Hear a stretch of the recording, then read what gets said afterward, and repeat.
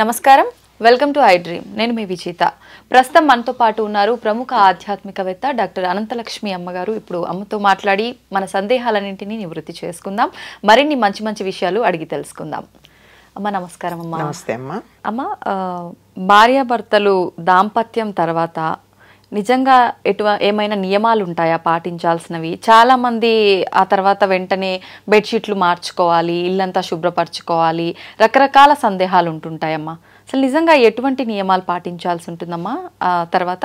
వారు గనక ధర్మబద్ధంగా పెళ్లి చేసుకున్న భార్యాభర్తలైతే అది చాలా పవిత్రమైన కార్యమే గనక దానికి ఏమి అంతగా ఇల్లంతా శుభ్రం చేసుకోవాల్సిన పనేం లేదు. ఒకటి మంచి పనే కదా, రాబోయే తరాలని తయారు చేసేటటువంటి ఒక పవిత్రమైనటువంటి కార్యం అది. అది అందుకే ముందరే చెప్పారు, ధర్మబద్ధంగా వివాహం చేసుకున్న భార్యాభర్తలైతే అని. కాకపోతే దానంత చెత్త పని ఇంకోట్లేదు, అంతే కదా. అవునమ్మా. అలాంటిది దానికోసం ప్రత్యేకంగా దుప్పట్లవి మార్చాలా అంటే పరిస్థితులను బట్టి. ఎట్లాంటి పరిస్థితులు అంటే అందరూ వచ్చి మంచాల మీద కూర్చునేవాళ్ళు అలాంటివి ఉంటే ఇంకోళ్ళు దాని మీద కూర్చోకూడదు గనక ఆ మంచం మీద దుప్పట్లు మార్చుకోవాలి.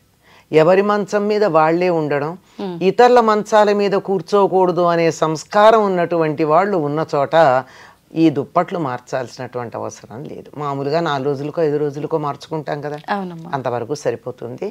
అంతేగాని ఇల్లు కడుక్కోవడం, అవన్నీ బెడ్షీట్స్ మార్చేయడం, ఇలాంటివన్నీ చేయాల్సినటువంటి పని ఏమీ లేదు ధర్మంగా అయినట్టయితే.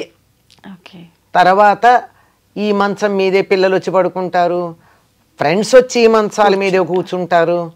ఇప్పుడు అదొక ఫ్యాషన్ అయిపోయింది కదా, పూర్వం ఉండేది కదా అది.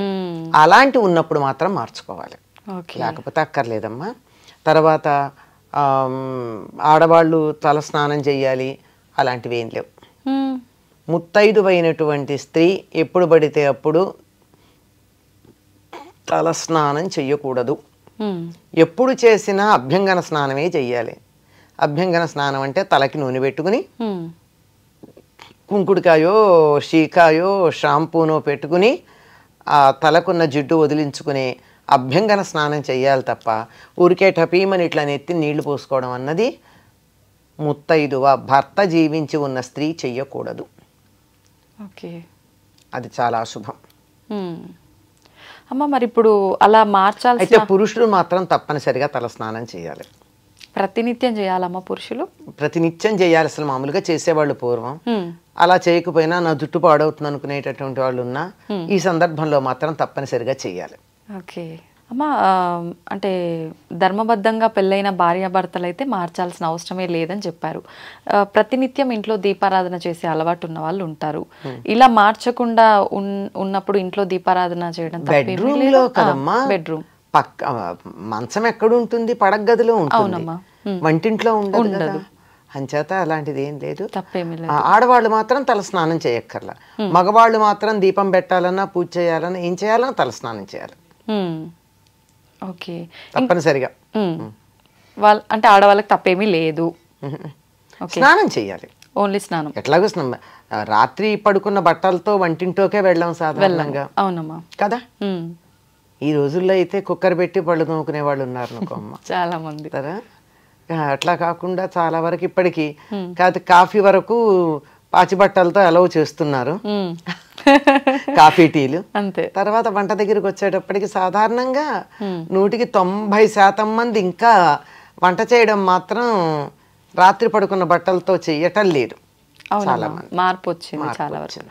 ఓకే అమ్మా, ఎందుకని స్నానం చేసిన తర్వాతే వంట ఎందుకు చేయాలమ్మా? మనం పడుకున్నప్పుడు ఏమవుతుందమ్మా, బాగా మెటబాలిక్ యాక్టివిటీ ఎక్కువ ఉంటుంది.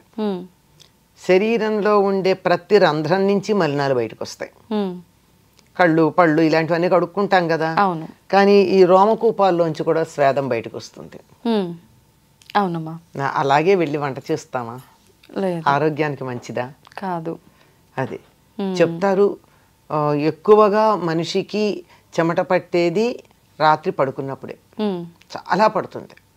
అందుకే ఒక్కళ్ళు మంచం మీద పడుకున్నట్టయితే మార్క్స్ ఉంటాయి, వాళ్ళు పడుకున్న మార్క్ లాగా కనపడుతుంది. అవునమ్మా. అంటే ఈ మధ్య కాలంలో పడుకునేటప్పుడు కొంచెం వస్త్రాలు తక్కువగా వేసుకుని పడుకునే అలవాటు వచ్చింది, అందువల్ల మార్క్ కనపడుతూనే ఉంటుంది, అందువల్లే అలా పడుకోకూడదని కూడా చెప్తారు.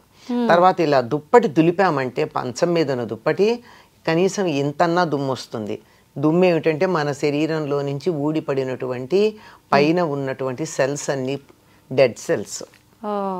ఇలా ఉన్నటువంటి ఈ స్థితిలో అలా చేసిన దానికన్నా హాయిగా స్నానం చేస్తే అసలు ముందు మనసు హాయిగా ఉంటుంది, శరీరం హాయిగా ఉంటుంది, ఈ మాలిన్యాలన్నీ వదిలిపోయి హాయిగా ఉంటుంది.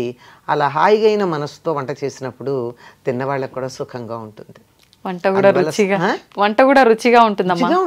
వంట చేసే వాళ్ళ మనస్సును బట్టి రుచి వస్తుందమ్మా. నిజమమ్మా. పెద్ద లెక్కేసి కూడా చూడక్కర్లేదు, ఏదో ఎప్పుడన్నా పొరపాటున ఉప్పు ఎక్కువ తక్కువ పడితే పడచ్చు, కానీ జనరల్గా వంట చేసేవాళ్ళు తినేవాళ్ళు తినాలన్న దృష్టితో చేస్తే మాత్రం వంట రుచిగా వస్తుంది.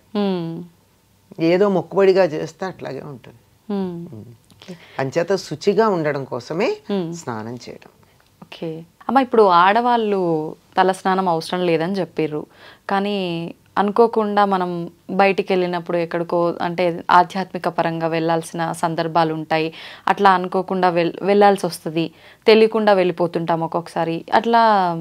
అట్లాంటప్పుడు తల స్నానం చేసి పెడతామమ్మా. ఖచ్చితంగా. ఇప్పుడు కొంతమంది తెలియకుండా కూడా మన ఇంటికి వస్తూ ఉంటారు, అనుకోకుండా కూర్చుంటారు, మనం వాళ్ళకు వద్దు అని చెప్పలేము. అంటే వాళ్ళు అశుచిగా ఉన్న వాళ్ళని మీ ఉద్దేశం, అంతే కదా? అట్లాంటప్పుడమ్మా అందుకేనమ్మా ఇళ్లల్లో పూర్వకాలం కుషన్స్ ఉన్న సోఫాలు వేసేవాళ్ళు కాదు. కొయ్య కుర్చీలకి ఏం తప్పే ఉంది, ప్లాస్టిక్ వచ్చి పెడతారు, అంతే అయిపోతుంది. ప్లాస్టిక్ చెక్కకి వీటికి తప్పు ఉండదమ్మా? దే ఆర్ నాట్ కండక్టర్స్ కదా. ఓకే. అంచేత వాటిని మనం తుడుచుకున్న నీళ్ళేసి కడిగినా ఏం అవ్వవు. అంచేత వాళ్ళు వచ్చి వెళ్ళిన తర్వాత మనకేం సమస్య లేదు.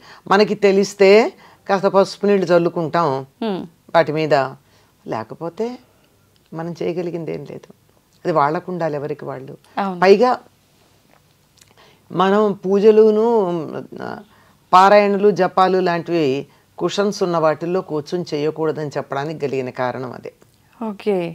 ఎక్కడ పడితే అక్కడ చేయం కదమ్మా, పారాయణ చేస్తున్నాం, ఏదో రకరకాల పారాయణలు చేస్తున్నారు కదా ఈ మధ్య.